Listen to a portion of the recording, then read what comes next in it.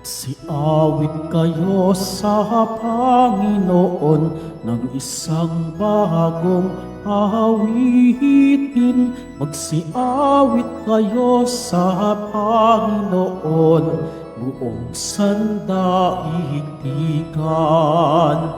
Awitan ang Panginoon at purihin ang kaniyang ngalan, ipahayag ang kaniyang pagliligtas sa lahat ng panahon.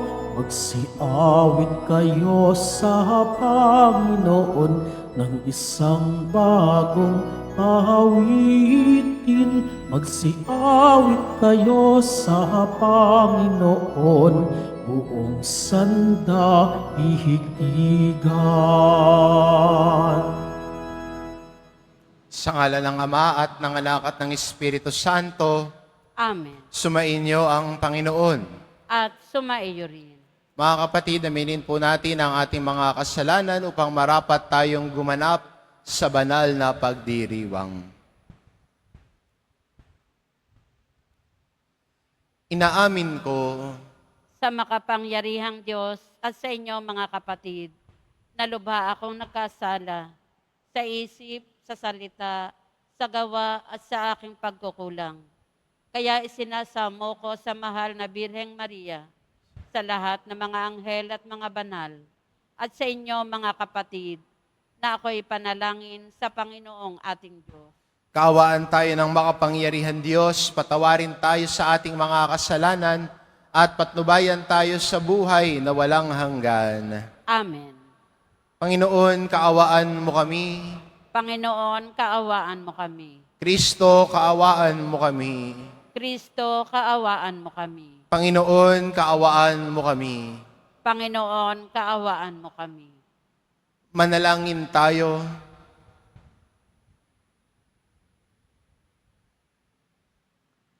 Ama naming makapangyarihan, ang langit at lupa ay iyong pinamamahalaan. Dinggin mo ang pagluhog ng iyong sambayanan at pagkalooban mo kami ng kapayapaan araw-araw sa pamamagitan ni Hesukristo kasama ng Espiritu Santo, magpasawalang hanggan. Amen. Magsiupo muna ang lahat. Pagbasa mula sa sulat sa mga Hebreo. Mga kapatid, itong si Melkisedek ay hari ng Salem at saserdote ng kataas-taasang Diyos. Nang pabalik na si Abraham mula sa pagkapuksa sa mga hari, sinalubong siya ni Melkisedek at sinabi sa kanya, "Pagpalain ka ng Panginoon." Ibinigay sa kanya ni Abraham ang ikapo ng lahat ng nasamsam sa labanan. Ang unang kahulugan ng pangalan ni Melkisedek ay hari ng katarungan at siya'y hari ng Salim, na sa ibang salita'y hari ng kapayapaan. Walang nanabanggit tungkol sa kanyang ama at ina o sa angkang pinagmulan niya. Hindi rin natala ang kanyang kapanganakan o kamatayan. Tulad ng anak ng Diyos, siya'y saserdote magpakailanman.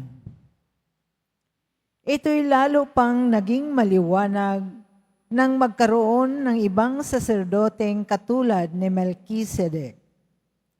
Naging saserdote siya dahil sa kapangyarihan ng buhay na kailanmay di matatapos at hindi dahil sa lahi ayon sa tuntunin ng kautusan. Sapagkat ito ang sinasabi ng kasulatan tungkol sa kanya, "Ikaw ay saserdote magpakailanman ayon sa pagkasaserdote ni Melkisedek." Ang salita ng Diyos. Salamat sa Diyos. Ika'y paring walang hanggan katulad ni Melkisedek. Ika'y paring walang hanggan, katulad ni Melchizedek. Sinabi ng poon, sa hari ko't Panginoon, maupo ka sa kanan ko, hanggang ang kaaway mo ay lubos na mapasuko, pagkat iyong matatalo. Ika'y paring walang hanggan, katulad ni Melchizedek. Magmula sa dakong Siyon, ay palalawakin niya ang lupaing iyong sakop, at lahat ng kaaway mo'y sakupin at pagharian, gayon ang kanyang utos. Ika'y paring walang hanggan, katulad ni Melchizedek. Sasamahan ka ng madla kung dumating ang panahong lusubin ka ng kaaway. Magmula sa mga bundok, lalabas at sasamahan ka ng mga kabataan. Ika'y paring walang hanggan, katulad ni Melchizedek. Panginooy may pangako na ito'y tiyak mangyayari. Ganito ang kanyang saysay. Katulad ni Melchizedek, gagawin kang saserdote na hindi na wawakasan. Ika'y paring walang hanggan, katulad ni Melchizedek. Magsitayo po.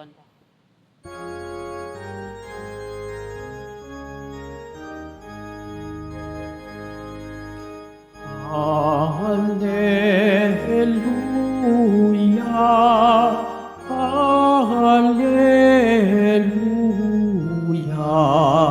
Hallelujah, Hallelujah.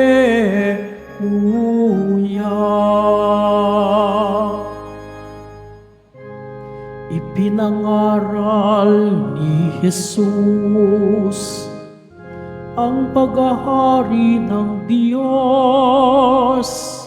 Sakit ay kaniyang ginamot.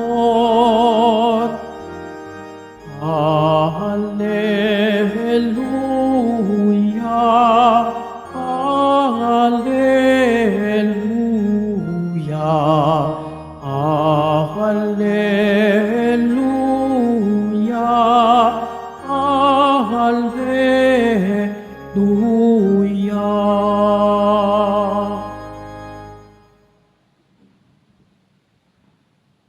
Sumainyo ang Panginoon. At sumaiyo rin. Ang mabuting balita ng Panginoon ayon kay San Marcos. Papuri sa iyo, Panginoon. Noong panong iyon, muling pumasok si Jesus sa sinagoga at naratnan niya roon ang isang lalaking patay ang isang kamay. Kaya't binantayan si Jesus ng ilang taong roon upang tignan kung pagagalingin niya ang lalaking iyon sa araw ng pamamahinga, para may maiparatang sila sa kanya. Tinawag ni Jesus ang lalaking patay ang kamay. Halika rito sa unahan. Tinanong niya pagkatapos ang mga tao, alin ba ang ayon sa kautusan? Ang gumawa ng mabuti o gumawa ng masama sa araw ng pamamahinga? Magligtas ng buhay o pumatay? Ngunit hindi sila sumagot. Habang tinitignan ni Jesus ang mga taong nasa paligid niya, galit at lungkot ang nagbadya sa kanyang muka dahil sa katigasan ng kanilang ulo. Bumaling siya sa lalaki at sinabi, "Iunat mo ang iyong kamay." Iniunat naman ng lalaki ang kanyang kamay at ito'y gumaling. Umalis sa mga Pariseo at nakipagsabwatan sa mga kampon ni Herodes upang ipapatay si Jesus. Ang mabuting balita ng Panginoon. Pinupuri ka namin, Panginoong Heso Kristo. Magsiupo muna.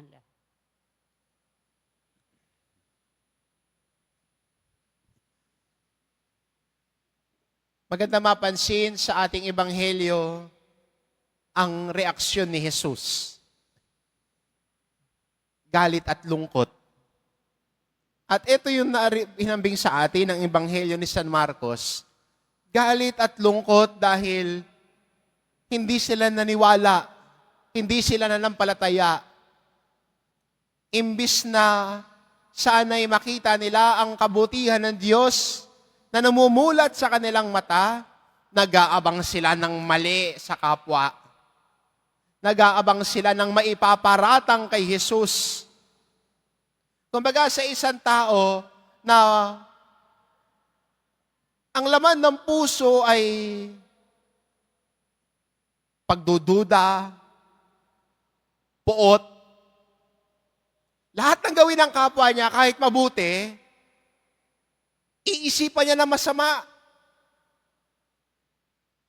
Kahit kumiti lang yung taong kinapopuotan niya, masama na sa kanya yon. Masama na ang dating. Minsan, nalungkot si Jesus dahil hindi sila nananampalataya.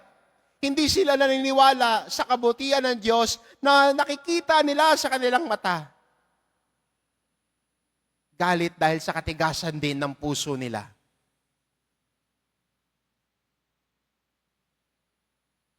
Na sa kabila ng mga ginawa ni Jesus, sa kabila ng mga tanda at milagro na nagiginawa ni Jesus, na nakita nila sa kanilang mata, imbis na manalig at manampalataya, pinag-isipan si Jesus ng masama. Kaya maganda para sa atin, paalala. At tamo na rin ang Ebanghelyo para sa buhay natin bilang mga Kristiyano, na ang tao nagmamahal kay Jesus, nakikita ang kabutihan ng Diyos. And that is what the Pharisees missed out. Hindi nila nakita yung kabutihan ng Diyos. Ang mas tinitignan nila, ito yung kautusan Masyadong nakakahon. Masyado nakakahon sa sarili nilang pag-iisip. Nakakala nila sila lang ang may alam, sila lang ang magaling. Di sila na. Pero ang paalala ng Diyos, hindi Huwag yan. Buksan mo isip mo na makita mo ang kabutihan ng Diyos. Buksan mo yung set of rules na ginalagay mo para makita mo that God works in ways that you do not expect Him to do. God works in ways beyond your own understanding and beyond your standards. God goes above your standards. Kaya magandang paalala.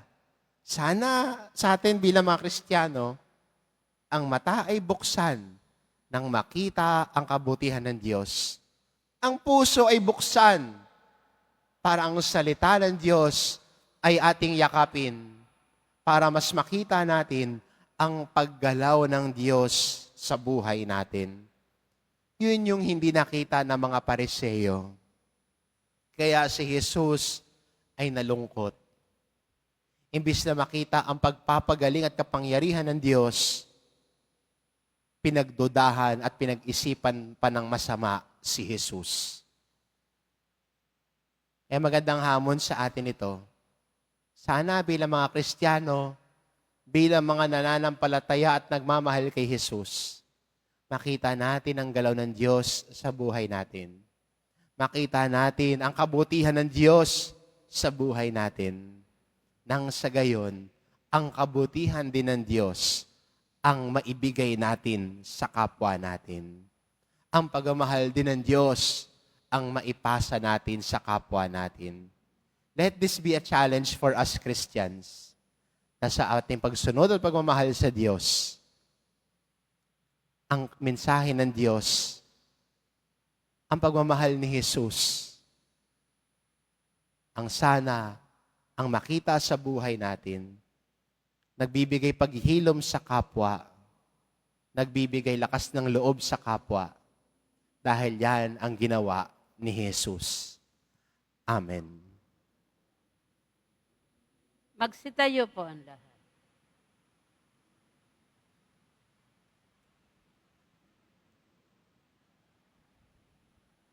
Minamahal ko mga kapatid, pinalaya tayo ni Kristo sa mapanirang kapangyarihan ng kasamaan at kasalanan upang maging malaya tayong makibahagi sa pagpapahayag ng mabuting balita. Hinihingi natin ang biyaya at pagabasbas na ito. Ang ating itugon, Diyos ng pag-ibig, iabot mo ang iyong kamay sa amin.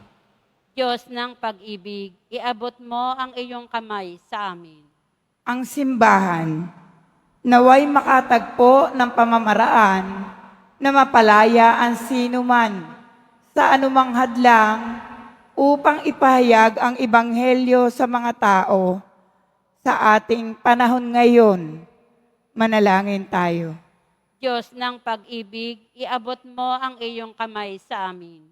Sa nagugutom na daigdig, lalo na sa mga taong hindi makatarungang pinagkakaitan ng pagkain, damit, at tahanan, naway pagkalooban sila ng Panginoon ng pag-asa at kalakasan ng loob. Manalangin tayo. Diyos ng pag-ibig, iabot mo ang iyong kamay sa amin. Ang lahat ng mga Kristiyano, naway hindi maging mga taong mapagkunwari na sumusunod sa batas, kundi maging mga taong may pusong gagawin ang mabuti at nararapat bilang mga anak ng Diyos. Manalangin tayo. Diyos ng pag-ibig, iabot mo ang iyong kamay sa amin. Tayong lahat, naway magmalasakit sa mga nagdurusa at naghihirap upang mapagaan ang kanilang dinadala at tulungan silang patuloy na manalig sa Diyos. Manalangin tayo. Diyos ng pag-ibig, iabot mo ang iyong kamay sa amin. Ang mga namatay at yumaong mga nagluluksa sa kanilang pagkawala, naway makatagpo ng pag-asa at kasiyahan sa Panginoong muling nabuhay. Manalangin tayo. Diyos ng pag-ibig, iabot mo ang iyong kamay sa amin. Sa ilang sandali ng katahimikan, ating ipanalangin ang iba pang mga pangangailangan ng ating pamayanan. Gayon din ang mga intensyon na inialay sa ating misa sa araw na ito at isama na rin natin ang ating mga pansariling kahilingan.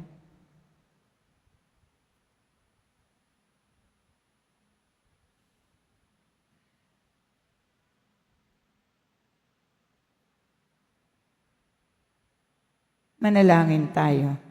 Diyos ng pag-ibig, iabot mo ang iyong kamay sa amin.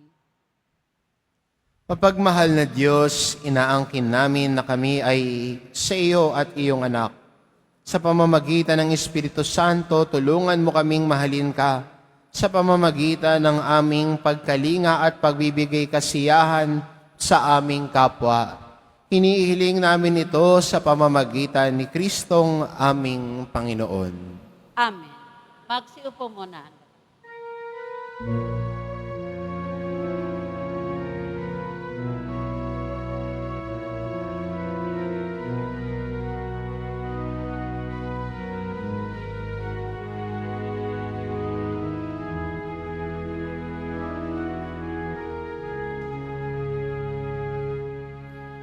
Ang maihahandog sa'yo, Panginoon, ay tinapay at alak mula sa aming kamay. Sa iyong kabutihan, aming iaalay ang tinapay at alak sa gisag ng aming buhay.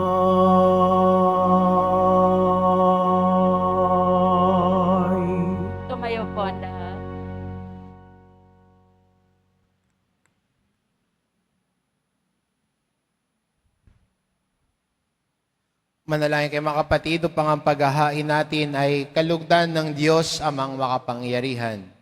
Tanggapin nawa ng Panginoon itong paghahain sa iyong mga kamay, sa kapurihan niya at karangalan, sa ating kapakinabangan at sa buong sambayanan niyang banal.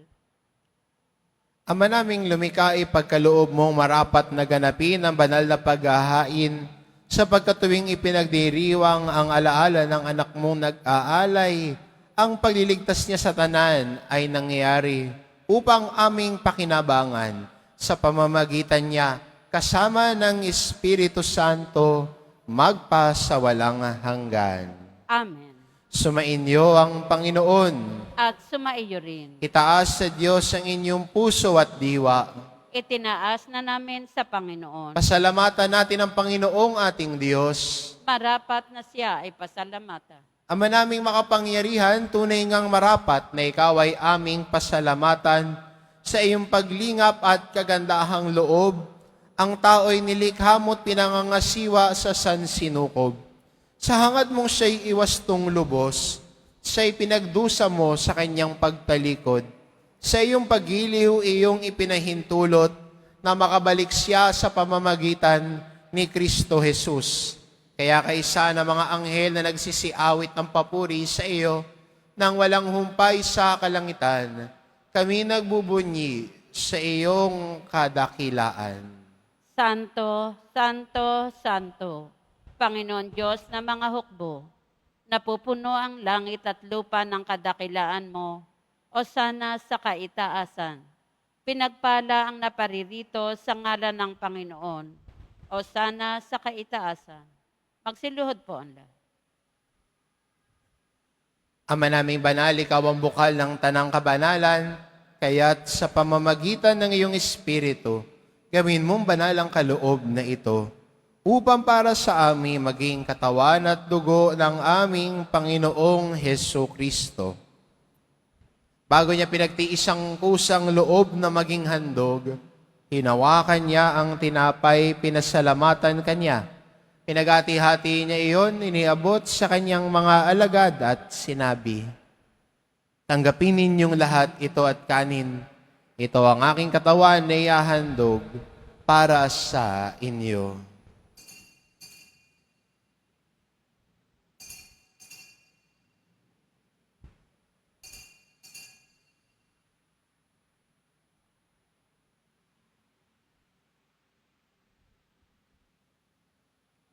Gayun din naman na matapos ang hapunan, hinawakan niya ang kalis.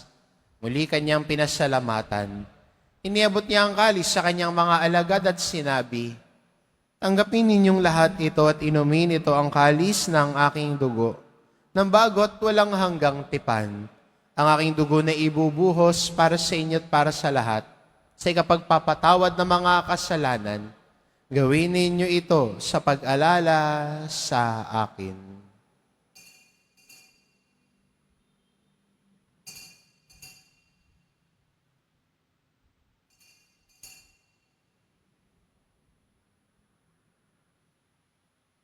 Tumayo na po ang lahat. Ipagbunyi natin ang misteryo ng pananampalataya. Si Kristo'y namatay, si Kristo'y nabuhay, si Kristo'y babalik sa wakas ng panahon. Ama, ginagawa namin ngayon ang pag-alala sa pagkamatay at muling pagkabuhay ng iyong anak. Kaya't inaalay namin sa iyong tinapay na nagbibigay buhay at ang kalis na nagkakaloob ng kaligtasan. Kaming nagpapasalamat dahil kami iyong minarapat na tumayo sa harap mo para maglingkod sa iyo. Isinasamo namin kaming magsasalo-salo sa katawan at dugo ni Kristo ay mabuklod sa pagkakaisa sa pamamagitan ng Espiritu Santo. Ama, lingapin mo ang iyong simbahang laganap sa buong daigdig. Puspusin mo kami sa pag-ibig, kaisa ni Francisco na aming Papa, at ni Jose na aming obispo at ng Tanang Kaparian. Alalahanin mo rin ang mga kapatid naming nahimlay na may pag-asang sila'y muling mabubuhay, gayon din ang lahat ng mga pumanaw. Kaawaan mo sila at patuloyin sa iyong kaliwanagan. Kaawaan mo at pagindapatin kaming lahat na makasalo sa iyong buhay na walang wakas, kaisa na mahal na Birheng Maria na ina ng Diyos, ng kabiyak ng puso niyang si San Jose, kaisa na mga apostol at ng lahat ng mga banal na namuhay dito sa daigdig ng kalugod-lugod sa iyo, maipagdiwang nawa namin ang pagpupuri sa ikararangal mo sa pamamagitan ng iyong anak na aming Panginoong Heso Kristo. Sa pamamagitan ni Kristo, kasama niya at sa Kanya, ang lahat ng parangal at papuri ay sa iyo, Diyos amang makapangyarihan, kasama ng Espiritu Santo, magpa sa walang hanggan. Amen. Sa tagubili ng mga nakagagaling na utos at turo ni Jesus na Panginoon natin at Diyos, ipahayag natin ng lakas loob. Ama namin, sumasalangit ka, sambahin ang ngalan mo, mapasa amin ang kaharian mo, sundin ang loob mo dito sa lupa para nan sa langit. Bigyan mo kami ngayon ng aming kakanin sa araw-araw, at patawarin mo kami sa aming mga sala, para ng pagpapatawad namin sa nagkakasala sa amin, at huwag mo kaming ipahintulot sa tukso, at iadya mo kami sa lahat ng masama. Hinihiling namin kami adya sa lahat ng masama, pagkalooban ng kapayapaan araw-araw, iligtas sa kasalanan at ilayo sa lahat ng kapahamakan, samantalang aming pinananabikan ang dakilang araw ng pagpapahayag ng tagapagligtas naming si Heso Kristo. Sapagkat iyo ang kaharian at ang kapangyarihan at ang kapurihan magpakailanman. Amen. Panginoong Kristo, sinabi mo sa iyong mga apostol, kapayapaan ang iniiwan ko sa inyo, ang aking kapayapaan ang ibinibigay ko sa inyo. Tungayan mo ang aming pananampalataya at huwag ang aming pagkakasala. Pagkalooban mo kami ng kapayapaan at pagkakaisa, ayon sa iyong kalooban, kasama ng Espiritu Santo, magpa sa walang hanggan. Amen. Ang kapayapaan ng Panginoon ay laging sumainyo. At sumaiyo rin. Magbigayan kayo ng kapayapaan sa isa't isa. Kordero ng Diyos na nag-aalis ng mga kasalanan ng sanlibutan, maawa ka sa amin. Kordero ng Diyos na nag-aalis ng mga kasalanan ng sanlibutan, maawa ka sa amin. Kordero ng Diyos na nag-aalis ng mga kasalanan ng sanlibutan, ipagkaloob mo sa amin ang kapayapaan. Magsiluhod po ang lahat. Itong kordero ng Diyos, ito nag-aalis ng kasalanan ng sanlibutan, papalad ang mga inaanyayahan sa kanyang piging. Panginoon, hindi ako karapat-dapat na magpatuloy sa iyo, ngunit sa isang salita mo lamang ay gagaling na ako.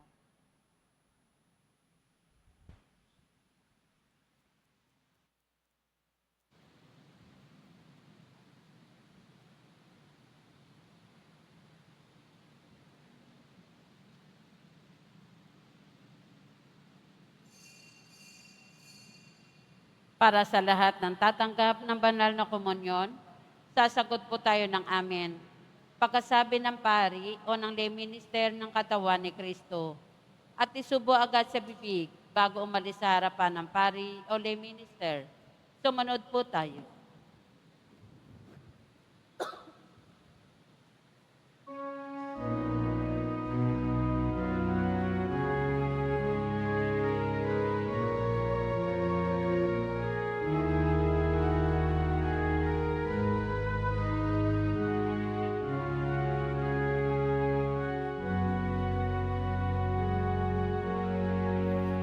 Ang Panginoon ang aking tanglaw. Sa panganib ako'y iingatan. Kanino ako masisindak, matatakot kung ako'y laging nasa piling niya. O Diyos, pakinggan mo ang aking tawag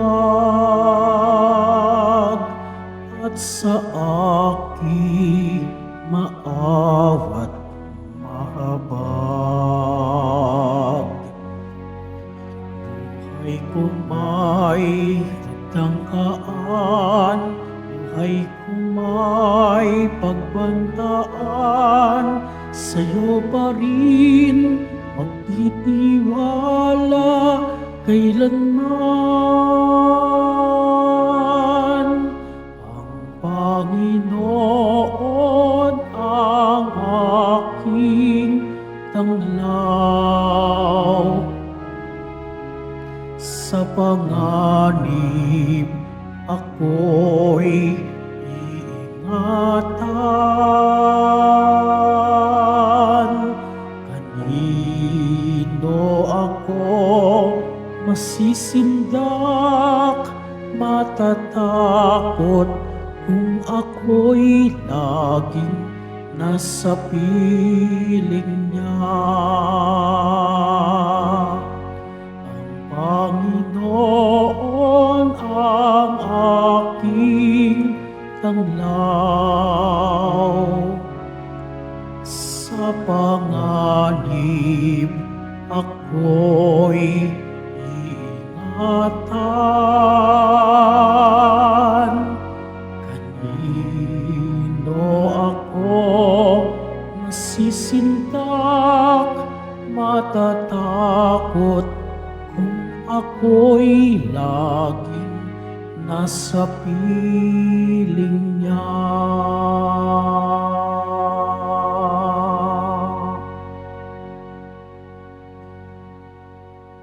Muling ibinabalik ng Quiapo Church ang Iloilo Pilgrimage Batch 2 sa darating na ika-18 hanggang ika-20 ng Pebrero. Halina't magdasal at maglakbay sa iba't ibang simbahan at makasaysayang lugar sa lalawigan ng Iloilo. Ang mga flyers ay available sa ating information card katabi ng ating finance office. Maaari din tayong tumawag sa mga numerong 0927-8195-959 para sa karagdagang impormasyon. Ito po ay limited slots only. Mga kadeboto, mabibili pa rin po sa ating Paris Finance Office ang Nazareno Images, Nazareno Medallion, at ang Nazareno Novena and Prayer Booklet in English or Tagalog. Pagkatapos ng misa, wiwisikan po ang lahat ng banal na tubig. Pinakikiusapan ng lahat na manatili lamang muna sa inyong mga lugar. Sa Quezon Boulevard o Plaza San Juan lamang ang labasan ng lahat. Sumunod po tayo. Maraming salamat po sa inyong pagdalaw at pagsisimba sa Basilica Minor at Pambansang Dambana ni Jesus Nazareno. Tumayo na po ang lahat.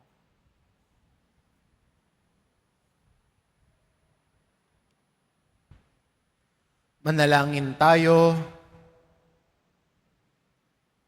Ama naming mapagmahal, padaluin mo sa amin ang batis ng Espiritu ng iyong pag-ibig upang kaming pinapagsalo mo sa pagkaing iyong bigay ay kaming pagbuklurin ay magkaisa sa pananalig sa iyo sa pamamagitan ni Hesukristo kasama ng Espiritu Santo magpa sa walang hanggan. Amen.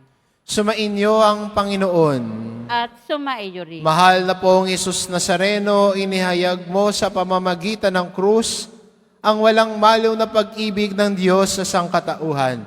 Pakinggan mo ang kahilingan, lalo na para sa mga nangangailangan ng iyong tulong at awa. Makamtanawa namin ang iyong kasagutan na may utang na loob na tinatanaw. Basbasan din po ninyo itong mga imahin at dasalan upang lalo kaming manalangin at magtiwala Sa pamamagitan ng bendisyon na ito, naway lalo kaming maging mapaglingkod, masunurin na tapat sa iyo na aming maluwalhating Panginoon, magpa sa walang hanggan. Amen. At pagpalain kayo ng ating mapagmahal na Diyos, ang Ama at ang Anak at ang Espiritu Santo. Amen. Kumayo kayo, taglay ang kapayapaan ng poong Jesus Nazareno. Salamat sa Diyos.